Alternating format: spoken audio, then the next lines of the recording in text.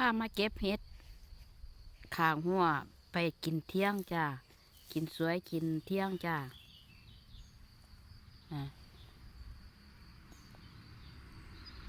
ออกดีแท้ๆออกดีแท้ๆจ้าพี่น้องอันนี้เห็ดยังเห็ดนั่นแหละบ้านเฮาบ่อันนี้เห็ดซัมปิญองปารีบ่ค่ะ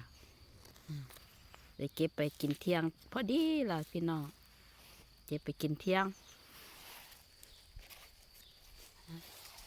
กำลังออกจุ่มให้มันใหญ่กว่านี้จักหน่อยบ่จ้าให้มันใหญ่กว่านี้กักหน่อยค่อยแสบอับเก็บเห็ดปารี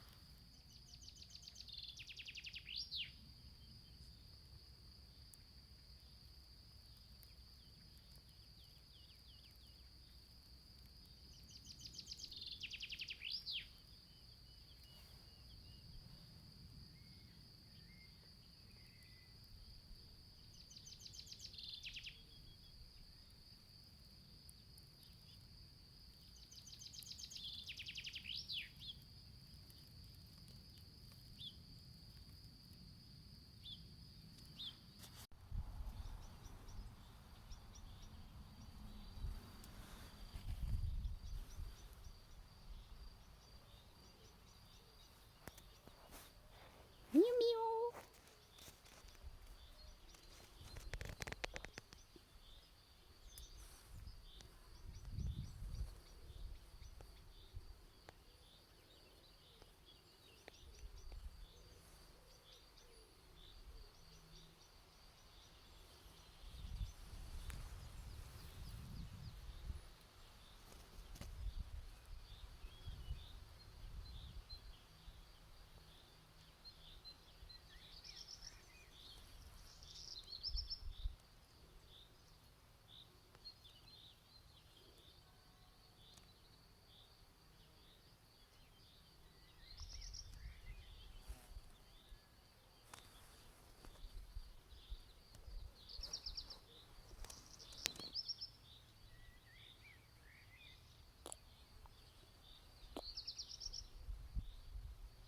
เมียว